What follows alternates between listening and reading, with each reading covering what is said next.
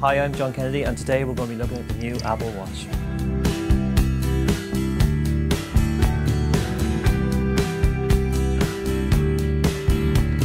When Apple first said they were coming up with an Apple Watch, they took their own sweet time about it. Everybody else in the market they compete against, Samsung and LG, had already brought out their own versions and probably onto the second or third versions of their devices by the time the Apple Watch came along. I've been wearing it for the last week and a half, and almost now, if I took it off and left it alone for any long period of time, I'd feel almost naked. So it's amazing how it actually manages to get very intricate into your life, and the reason why it does so is mainly because not only is it really engaging as a form factor, and it's got a really good operating system in the Watch OS too.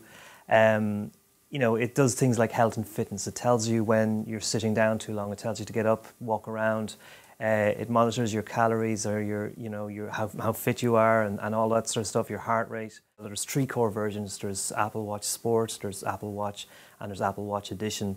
And lots of different materials: rose gold, aluminium, steel, silver, and of course so many different types of straps, even now including Hermes straps. The key to the device is it's not just touching it, it's actually, you can use this crown to cycle your way through various apps, and you can also basically use it to kind of cycle through your contacts as well. So it's very useful to the device, but also what really struck me very clever about the Apple Watch is also the use of Siri. Siri, while I might use it occasionally on the iPhone, you will use Siri in a more integrated way to basically dictate messages, do searches, while all the time leaving your phone in your pocket or in your handbag if that's your thing. The idea behind the watch is to give you subtle access to information without you having to take your phone out and be rude or anything like that. The idea is ultimately the information will find you when you need it, and also you can find that information when you need it too. Some of the fun things about the device are, the various watch faces. You can have a Mickey Mouse watch face. You can have a watch face that basically follows the progress of the sun around the world. You can have a watch face that follows you exactly where you are in the world. You can have a chronograph watch. You can have all kinds of very clever motion pictures. You can have time-lapse pictures of cities around the world. Very clever stuff, very engaging. Again, good thinking on Apple's part.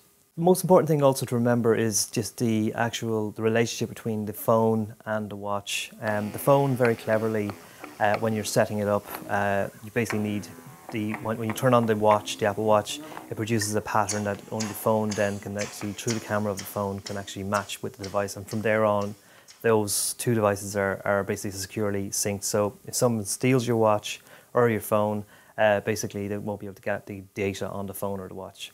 Apps are another part of the experience.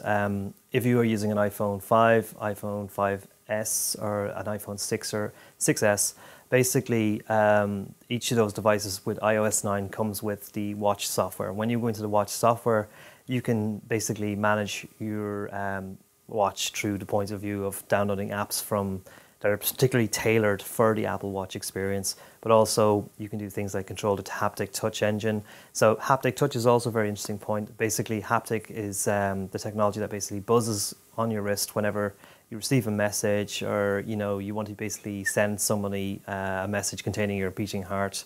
It's very clever technology. They're breaking new ground here that I think that others will try to copy. So the next thing really I focus on will be the messaging point of view. I mean, again, with Siri or with a series of commands, you can reply to Facebook messages, text messages, emails, all very easily. You can even actually draw a picture on the smartwatch and send that to somebody who also happens to have an Apple Watch.